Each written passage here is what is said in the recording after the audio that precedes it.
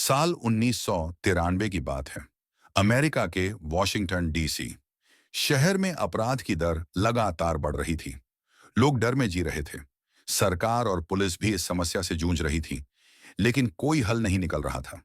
तभी एक अनोखा प्रयोग करने का निर्णय लिया गया। कुछ वैज्ञानिकों और ध्यान साधकों ने मिलकर एक योजना बनाई। क्या हमारी चेतना से वास्तविकता बदली जा सकती है? उन्होंने पूरे देश से हजारों ध्यान करने वाले लोगों को बुलाया।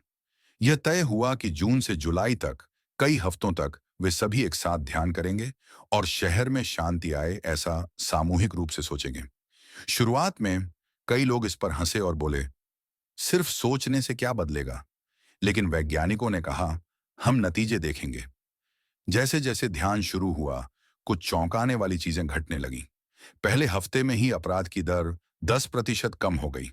दूसरे हफ्ते में यह गिरावट 20% तक पहुंच गई। जब ध्यान समाप्त हुआ तो रिपोर्ट आई कि अपराध की दर कुल 23.3% तक गिर चुकी थी। यह देखकर पुलिस और प्रशासन हैरान रह गए।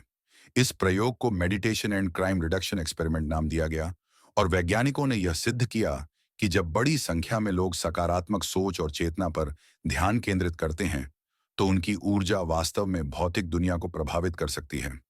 इस घटना से हमें यही सीख मिलती है कि हमारी चेतना केवल हमारे विचारों तक सीमित नहीं है, बल्कि यह हमारे आसपास की वास्तविकता को भी बदल सकती है। यदि हम किसी लक्ष्य पर ध्यान केंद्रित करें, सकारात्मक सोचें और विश्वास रखें, तो हम अपने जीवन की दिशा बदल सकते हैं।